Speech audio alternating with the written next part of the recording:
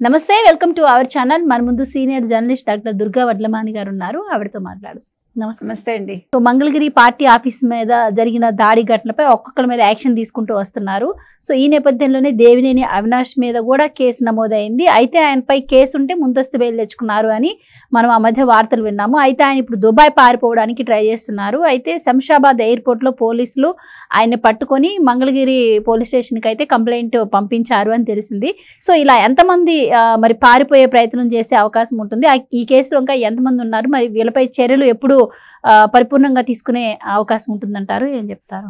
ఇప్పుడు ఆంధ్రప్రదేశ్లో ఏం జరుగుతుందంటే, ఎవరు తప్పు చేస్తే వాళ్ళని జగన్మోహన్ రెడ్డి గారు పారిపో అంటున్నారు అన్నమాట. విదేశాలకు పారిపో, తప్పించుకో అని చెప్తున్నట్టుగా మనకు అర్థమవుతుంది.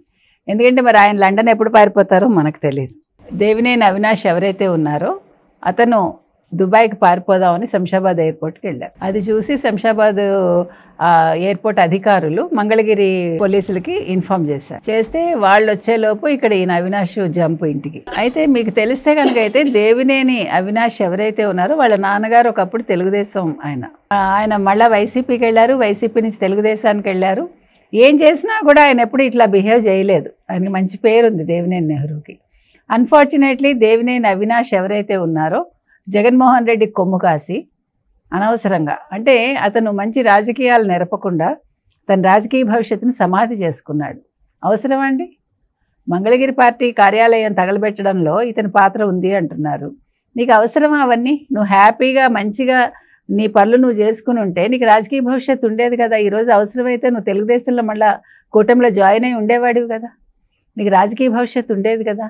ఇవాళ ఎవరు లోకేష్ గారు మాట్లాడుతూ ప్రెస్ను ఉద్దేశించి అదే అన్నారు కదా, మేమైతే పార్టీ గేట్లు తెరవలేదు, మీరు రాదలుచుకుంటే మంచివాళ్ళైతే మీరు అక్కడ రాజీనామా చేసి ఇక్కడికి రండి పార్టీ సభ్యత్వానికి అని చెప్పారు. కాబట్టి ఈ దేవినేని అవినాష్ ఎవరైతే ఉన్నారో ఈయన ఆ పార్టీ కార్యాలయం తగలబెట్టడంలో హస్తం ఉందండి. లుకౌట్ నోటీసులు అయితే జారీ చేసి ఉన్నారు. ఇప్పుడు వైసీపీ వాళ్ళందరి పరిస్థితి ఎలా ఉందంటే, మీరు రోజా తీసుకోండి, రోజా కూడా నిన్న నోటీస్ అందింది. మనం ఆల్రెడీ చెప్పుకున్నాం, ఆడుదాం ఆంధ్రాలో ఆవిడ స్కామ్ ఉంది. అదేవిధంగా వల్లభనేని వంశీ ఎక్కడున్నాడో తెలియదు, వెంకటరెడ్డి ఎక్కడున్నాడో తెలియదు, తర్వాత పిన్నెల్లి రామకృష్ణారెడ్డి బ్రదరు పిన్నెల్లి వెంకటరమణారెడ్డి ఎవరు, ఆయన ఎక్కడికి వెళ్ళిపోయాడో తెలియదు. మీరు ఎవరిని తీసుకోండి, వాసుదేవరెడ్డి ఎక్కడున్నాడో తెలియదు, శశికాంత్ ఎక్కడున్నాడో తెలియదు. శశికాంత్ అంటే మీకు ఐడియా ఉందో లేదో, 4 పెట్టెలు దొరికాయి కదా మొన్న మదనపల్లి తగలబెట్టడంలో, ఇక్కడ 4 ట్రంక్ పెట్టెలు దొరికాయి. సో అతను ఆ అబ్బాయి. సో వీళ్ళందరూ ఎందుకు ఇట్లా చేస్తున్నారండి? తెలియదా శిక్షలు పడతాయి ఎలా? ఎందుకు మీరు పార్టీల కోసం ఎందుకు ఇట్లా పనిచేస్తున్నారు? పార్టీకి అన్నప్పుడు సక్రమంగా పనిచేయండి. అంతేగాని జగన్మోహన్ రెడ్డి కోసం పనిచేసి మీరు అక్రమాల్లో అవినీతిలో కూరుకుపోయి మీ రాజకీయ భవిష్యత్తును ఏం చేసుకోదలుచుకున్నారు? మీరు వసంత నాగేశ్వరరావు గారు చెప్పారట కూడా ఎవరికి, దేవినేని అవినాష్కి, బాబు ఇట్లాంటివన్నీ చెయ్యకు, నువ్వు నీ రాజకీయ భవిష్యత్తు చూసుకో అంటే వినకుండా ఇలాంటి పనులు చేసి ఈరోజు పారిపోవటానికి లేకుండా ఉన్నాడు కదా. ఇలా ఎంతమంది అండి ఈరోజు వైసీపీ వాళ్ళందరూ కూడా ఈయన రెడ్ బుక్ తెరుస్తాడు అని భయపడుతున్నారు. ఏదో లోకేష్ తప్పు చేసినట్టు మాట్లాడుతున్నారు. లోకేష్ తప్పు ఎక్కడ చేయలేదు కదా. లోకేష్ ఎవరైతే తప్పులు చేశారో, ఎవరైతే అక్రమంగా బిహేవ్ చేశారో, ఎవరినైతే అక్రమంగా ఇలాగ హెరాస్ చేయటం కానీ, వాళ్ళని జైల్లో పెట్టడం కానీ, కొట్టడం కానీ అలాంటివి చేశారో అలాంటి వాళ్ళ పేర్లు తన రెడ్ బుక్లో రాసుకున్నాడు ఆయన. దానికి మీరెందుకు ఉలిక్కి పడతారు? అతనేమి మిమ్మల్ని వచ్చి ఇప్పుడు అరెస్ట్ చేయమని చెప్పట్లేదు కదా. చట్టం తన పని తాను చేస్తుంది. ఇప్పుడు ఎక్కడెక్కడ అవినీతి జరిగింది, ఎక్కడెక్కడ అక్రమాలు జరిగాయి, ఎక్కడెక్కడ దౌర్జన్యాలు జరిగాయి, ఇవన్నీ కూడా బయటకు వస్తున్నాయి. రిషాంత్ రెడ్డి అన్నవాడు ఏం చేశాడో కూడా మనం మాట్లాడుకున్నాం. వాళ్ళని ఊరికే సస్పెండ్ చేయరు కదండి. ఇప్పుడు నువ్వు తప్పు చేస్తే నువ్వు సస్పెండ్ అవుతావు, నువ్వు తప్పు చేస్తే నీ మీద చర్యలు ఉంటాయి, శాఖాపరంగా కావచ్చు లేదా చట్ట పరిధిలో కావచ్చు.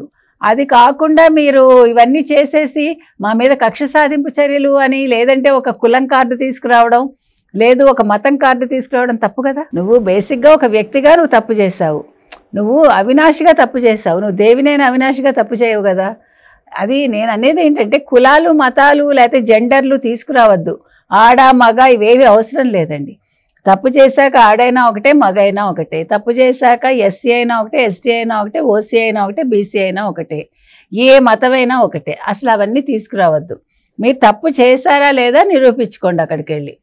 నిన్న జోగి రమేష్ కొడుకు విషయంలో అదే కదా. ఇప్పుడు మేము బలహీన వర్గాలకు చెందిన వాళ్ళం కాబట్టి, నువ్వు బలహీన వర్గాలకు చెందినవాడివని తప్పు చేసావా? నువ్వు కాదు కదా. అక్కడ మళ్ళీ బలహీన వర్గం ఎందుకు? నువ్వు తప్పు చేశాక నువ్వే చేసావు, నీ కులం చేయలా. అయితే నీ బలహీన వర్గం మొత్తం ఆ కమ్యూనిటీ మొత్తం చేయదు కదా. అది ఆపాదించకండి, అది మొత్తం అందరికీ వర్తిస్తుంది. అది మనం అది చెప్తున్నాం. కాబట్టి ఇవాళ దేవినేని అవినాష్ ఏదైతే ఉందో ఇందులో దేవినేని అవినాష్ కూడా బాధ్యుడే. కాబట్టి అతను ఎక్కడికి వెళ్ళడానికి లేదు. ఈరోజు వైసీపీ వాళ్ళందరూ కూడా పారిపోదామంటే కుదరదు. ప్రతి ఒక్కళ్ళు పట్టుబడతారు, శిక్షలు పడతాయి, జైళ్ళు తలుపులు తెరుచుకుని రెడీగా ఉన్నాయి. Right madam, thank you so much. Thank you.